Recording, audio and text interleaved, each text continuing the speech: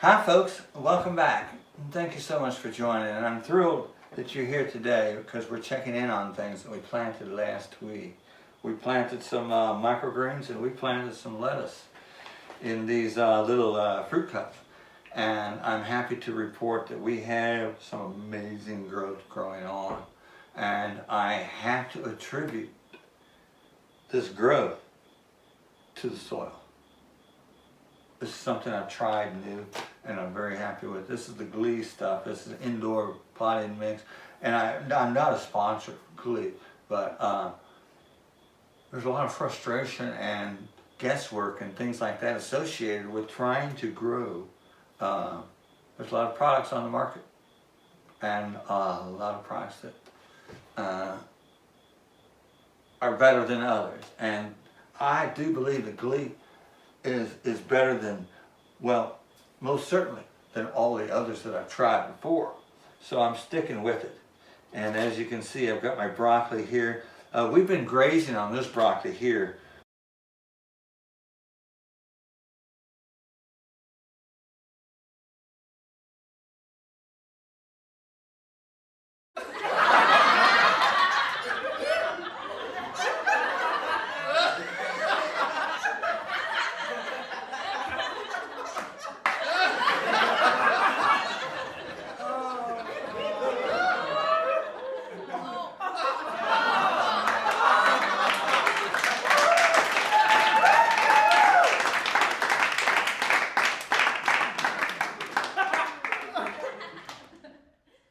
Already, that's why it's been chewed on. This is only day 7 for this broccoli.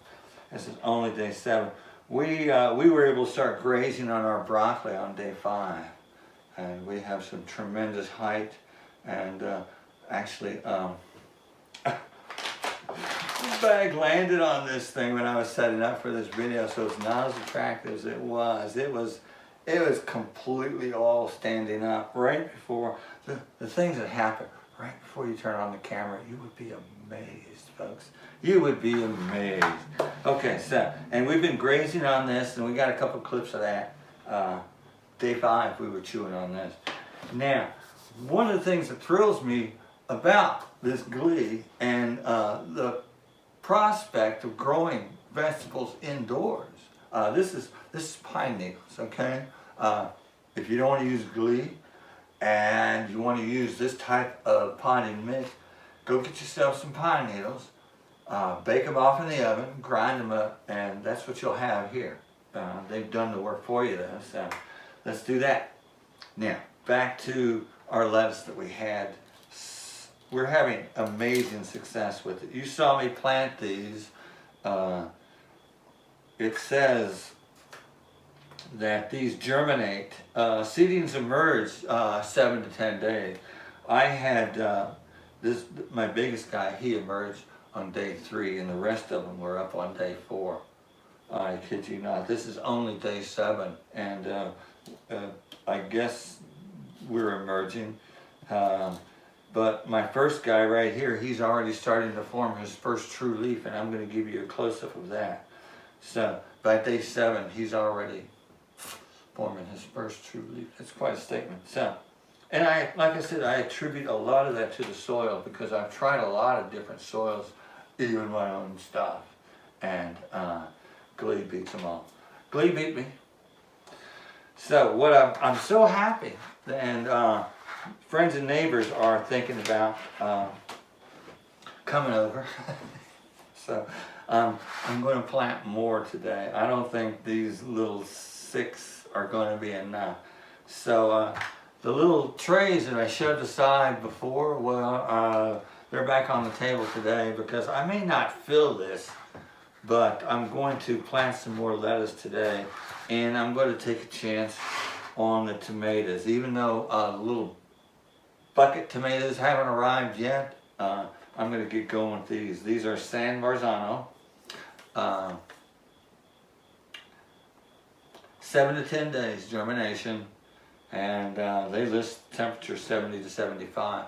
We've been maintaining that. We took care of that before. You saw a little bit of work that we did to button up this space. to stabilize temperatures for indoor growing. Very, very important. We moved our shelves away from the window.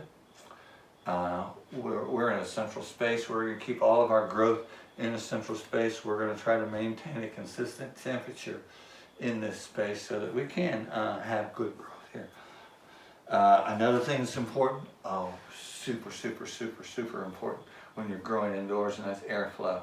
Keep enough airflow going. I have the fan turned off right now for the video, but let me tell you what I have here is I have a HEPA filter underneath that's blowing clean air up. So if you can hear it. Okay, so we have a HEPA filter going. Of course. Now another thing that's so important with indoor growing, and that is light, and it's hard to get enough of it. I can tell you, it's hard to get enough of it. Now, for the microgreens, they'll grow in minimal light. They really will. So we're pretty good here. They are nice, dark, rich green, healthy broccoli sprouts. We're just so thrilled about these, and that is because they grew underneath the red and the blue lights. Low wattage. This one here is only 30 watts. I never even turned on the 20 watt one, which is the smaller one here. We've got a distance of 13 inches. If you'll look, I don't talk a lot about this stuff, but I do the research and I just never tell you about it. But 13 inches for this power of light is good for microgreens. And you can look that up. I've given you something to search term to look for, so look for optimized distance for your microgreens, and 13 inches at 30 watts. There's a chart, and here we have nice dark green, blue green light, right? Is that right? Blue red light. All right, now we had blue red light for the germination of these. And then I have set them underneath a white light. Now that they're starting to grow a little bit, they're not liking the white light so much. These are going to go back up underneath the red and blue for a while. But we have to augment vegetables with more light. We have to have more frequencies. The daylight bulbs are going to serve us well. So we're going to increase our light for these right here. As you can see, the leaves are not as dark. So we have to address this right away. I'm always touching to make sure it's sitting in a nice damp, not wet, not dry, slightly damp soil condition, except for the period of time when you water these. This would be, say, once a day. Microgreens, this pad right here, this soil condition right here, in this amount, I'm watering twice a day. I'm adding 20 milliliters twice a day because the growth is just boom. So plants need water. Okay, so we're going around. I got a whole bunch of different microgreens that I'm going to try today as well. I'm just going to, I love my broccoli. I'm going to add radish today. I'm not a big fan of radish, but it jumps up and people love it. People will love it. So the radish, it won't go to waste. I won't eat much of it, but other people will. And then I'm going to do some Swiss chard here. That likes to jump up pretty well. Behind here, holding up this bag, is I have some kale. And let's see, what else have I got? Red cabbage. Now, red cabbage is a little slow grower. A little bit slower grow, so that's going to be a good test for this soil, because one of the things that I like to look for all the time is any mold. You've heard it a million times. I'm going to say it again for you as well. The pros that grow microgreens, they tell you about the bottom watering, top watering, spray, and that sort of thing. So these, you saw me when I started them. I bottom watered them. I gave them one spray, and that's all the spray that they've had ever since then. They've had nothing but bottom watering. I go right down in the center here, and I squirt 10, 20 milliliters, however, and I let it spread out that way. I just hit one spot in the middle, and I go very lightly on the seeds right there, or none, so that I can have a spot to water. And that's what keeps me from having any type of mold issues. And I'll give you some close-ups of this stuff if you want. We're going to see some white root hairs that a lot of people are going to associate with mold.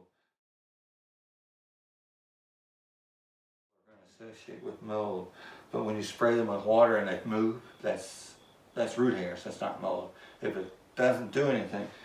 Mold, you will see, and am I getting too much? Mold is spider webs. They look like spider webs, and that's the mold that you're going to run across in your vegetables. So I'm going to get bigger today is the goal of this video. We're going to plant, and we're going to plant some more stuff, and we're just going to turn this into, instead of a little test, we're going to turn it into a full-size winter garden that I can feed not only myself, but a few close-by friends that might stop by with scissors in hand. All right, so let's get to making some stuff here.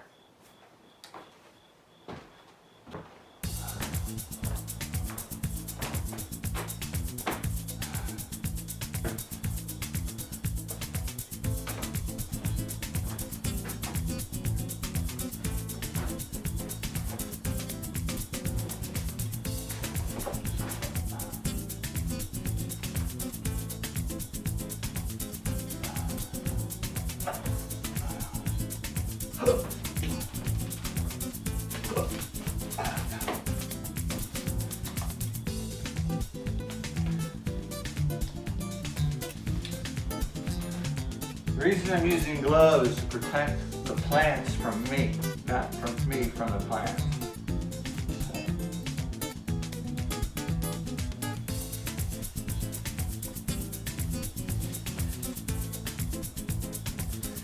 And now what you want to do is you want to wash your hands, soap and water. Wash your gloves.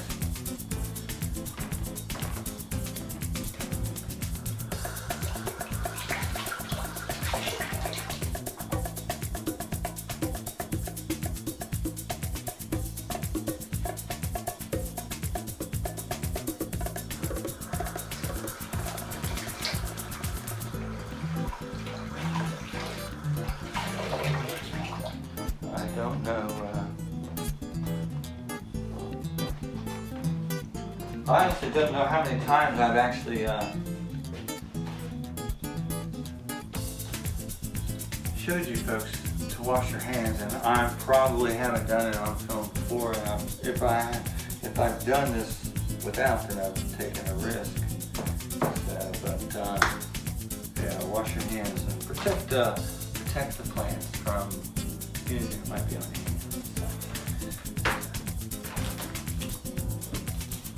Especially when you dig into your supply, because if you start a problem in here, it's going to continue on until the supply is gone.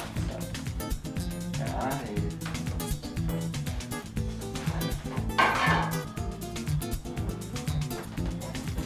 to remember doing it with this last week. This stuff is so compressed it needs fluffing up.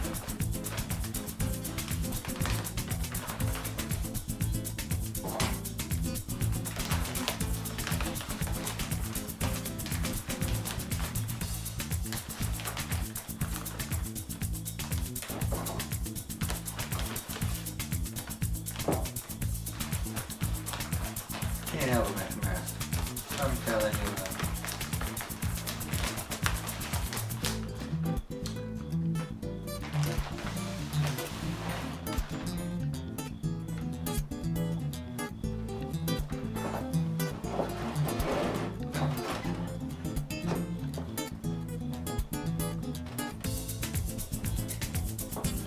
Would you folks like me to move the camera? Maybe you can see a little bit down. Let's try that. I'm always assuming that